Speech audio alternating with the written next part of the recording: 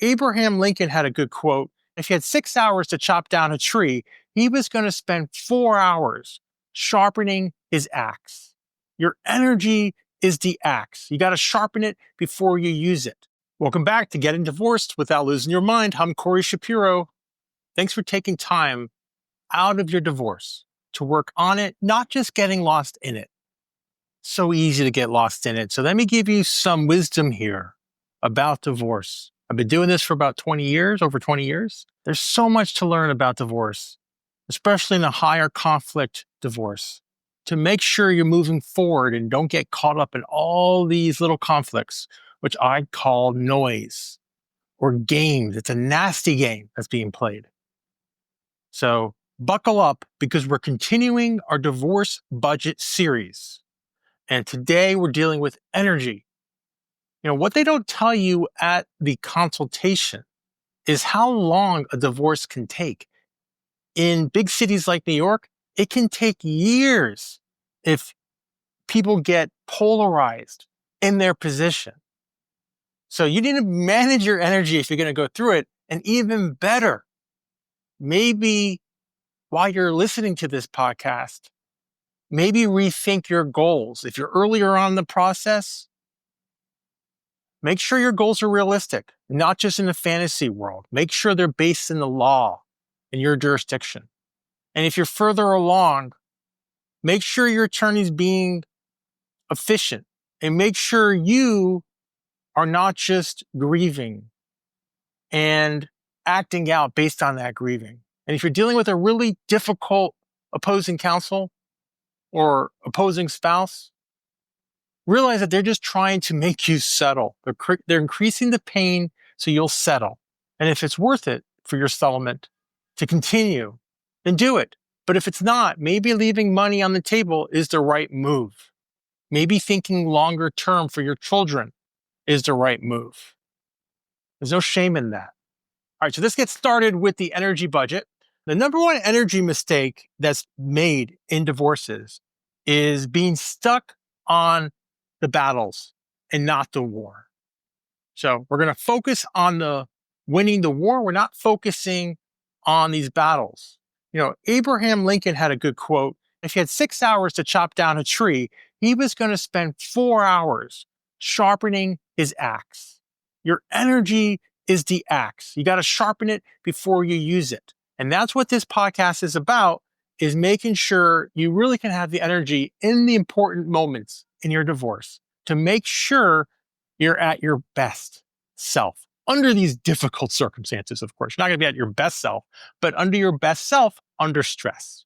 Okay, first thing is you want your attorney, your guide, to be calm. You know, I had dental surgery a few years ago and I was freaking out because you see the blood, my heart was, I thought I was going to have a heart attack.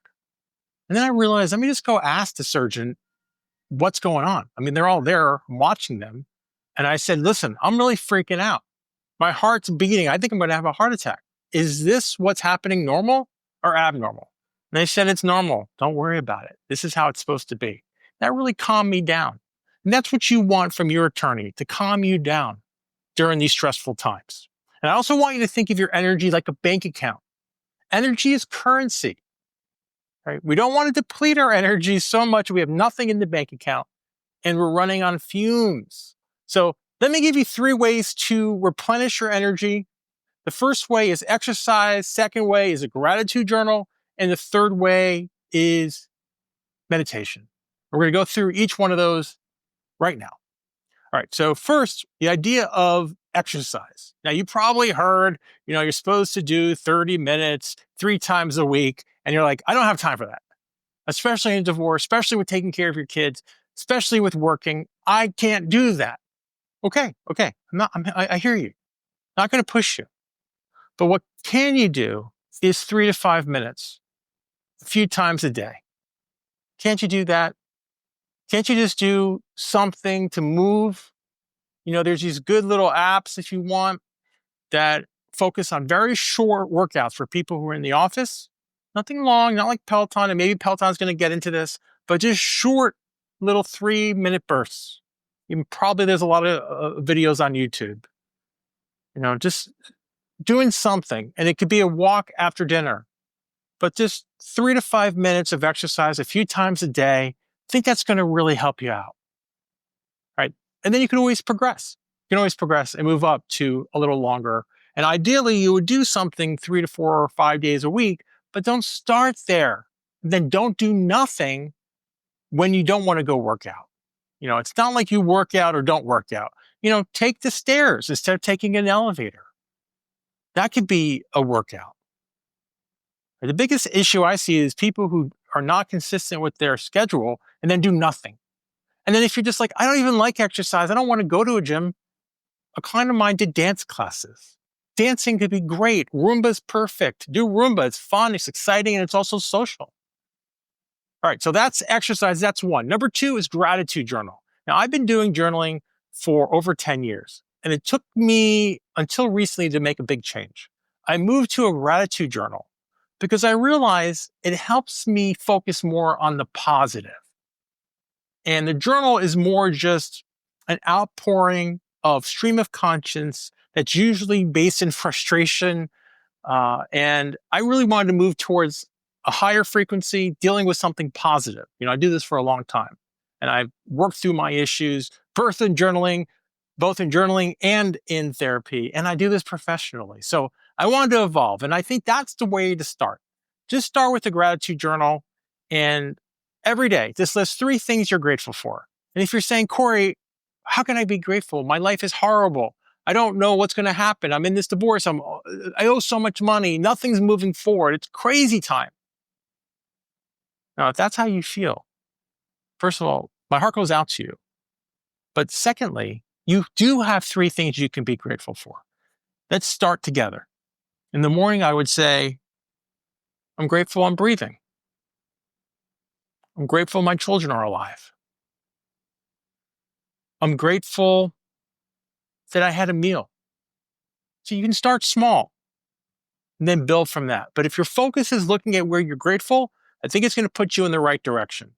And then finally, I want you to do meditations. Now, we're going to start small here. We're not doing, I don't want you to think a silent retreat for a week. You're not going to do that. You can grow into that over years. That's a big practice. But what I want you to do is start off, if you're starting from 0, just do 3 minutes. A 3-minute breathing practice. And you're just going to, sit down in a chair. There's apps for this too. But the idea is you're just going to focus on your breath going in, count it. 1, 2, 3, pause, and then let go out. 1, 2, 3. If you're fancy, you can do 1, 2, 3, like a ladder. 3, 2, 1. Do that for 3 minutes. Do it silently. Your mind's going to wander. Bring it back to your breath.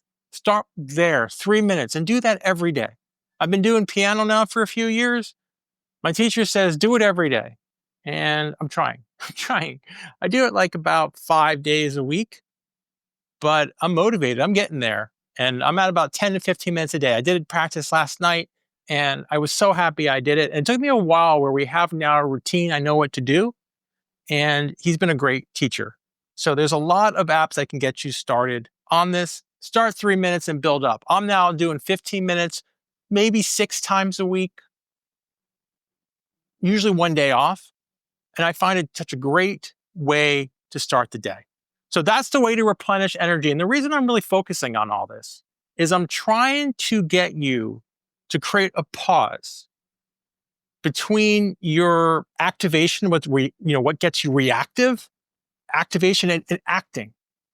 A large part of the high conflict divorce, when you have a judge make decisions, is really their biases. And if you've been halfway normal, halfway reasonable in your case, they may give you the benefit of the doubt. But if you've been very difficult and unpleasant to the court, even subconsciously, they may be going against you. Maybe if the judge was here, they would say, we just go against them. I don't know. But be on a level playing field when you get to court to make a decision. The way to do that is to act somewhat reasonably. And if you've acted out in your divorce, don't have to be perfect. You just have to be a little better than your spouse. That's the key. All right, here's your mindset reset question for today. Am I spending energy on solutions or just staying stuck? Are you focusing on the problems? No, make that change. You can do it. Make that change. All right, next episode, we are finishing our divorce budget series. We are ending with time. Time is so important, probably the most precious, because you got it, it's not renewable. All right, I'm Corey Shapiro, helping you become more creative and less reactive in your divorce. Thank you for tuning in to the Getting Divorced Without Losing Your Mind podcast.